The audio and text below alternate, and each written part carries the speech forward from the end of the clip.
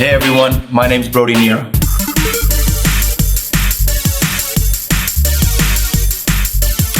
Now, some of you may recognize me from WhoTrains.com as the May 2011 Trainer of the Month. When that video came out, I was brand new to the game, knew a little bit, but not quite enough. Over the past year, a lot has grown for me, and a lot of new things have developed.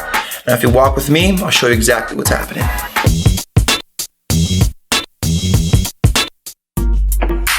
One thing that I've grown to really appreciate in the past year is the time that I have with a client and how precious it is. It's important that we maximize it when we do have it together. The question now is, how do we maximize it? Well, from the get-go, we want to determine who it is you used to be, who you currently are, and who you're going to become. A great quote that I heard not too long ago was that today's preparations determine tomorrow's achievements, which is very applicable in this situation. I want to help you become a better person. All right, let's go. 4, 3 more. 3, 2, last one and up. It's perfect. You didn't lock out at all there. Just as Steven's consistently learning how to protect himself, I'm consistently challenging myself day by day to learn more. Hi trainers. I hope that since I'm working on training myself and challenging, that you continue to challenge and train yourselves too. Now, as you saw in last year's video, I had my client Steven doing a one-armed chest press on a stability ball. Now, although it's a great exercise, it engages your core and isolates the chest, for some it was too difficult. Sometimes in life, you have to take a step back to get 10 steps ahead. That being said, a simpler version of that exercise is a one-armed chest press, but you're gonna do it on the flat bench. Now, we're compensating, using the core, but what we're gonna do is be able to isolate the chest a lot more. So all you're gonna do is perform the same movement with one arm, isolating the one side of the chest, laying on the flat bench for more stability. Okay guys, what we're gonna do today is a full body squat press. I really like this exercise because it engages and activates the whole body. If you have any pre-existing shoulder or knee issues, this may not be for you.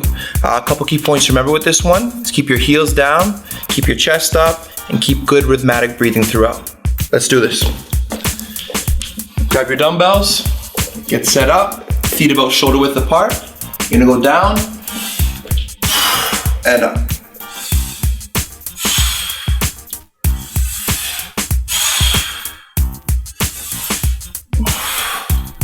Now, as you can see, if you look downwards, my heels are not leaving the ground, nor are my knees going ahead of my toes.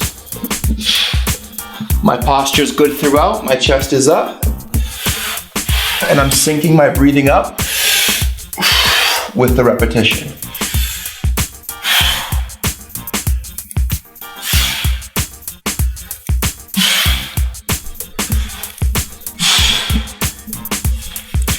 And that's how it's done. Once you have this down pat, we can get into the single leg unilateral version, but to learn how to do that, you gotta come see me. Good afternoon, viewers. I'm Emilia, and welcome back to another segment of Now You Know.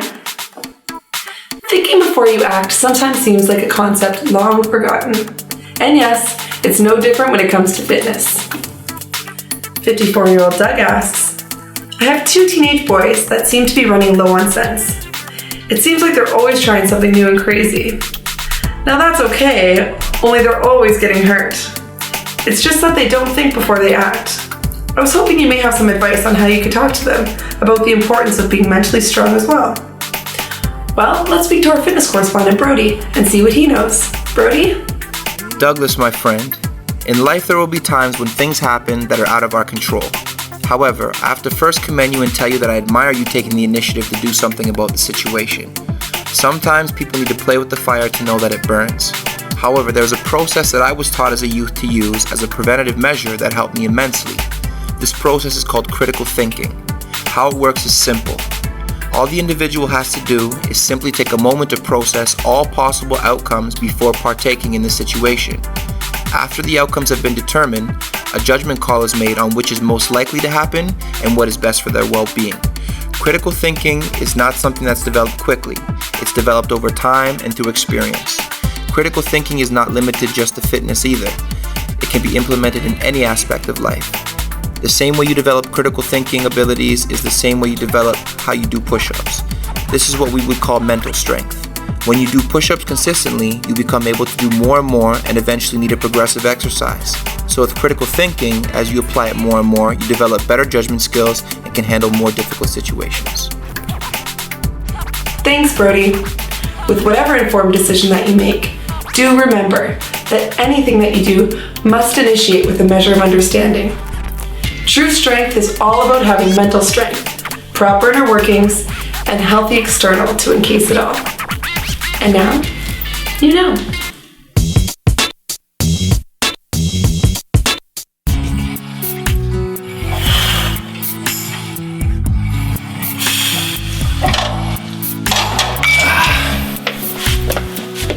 In the past year, I can say I've grown a lot 2 ways, professionally and personally. I've came to realize a big thing. The same way you carry yourself inside the gym is the same way to carry yourself outside the gym.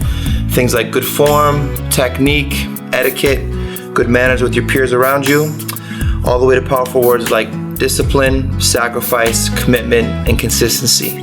Keep those active in your life and put them to practice, and you're good to go. I hope you guys enjoyed the video and were able to see exactly where it is I've grown and developed. My name's Brodie, and I still train.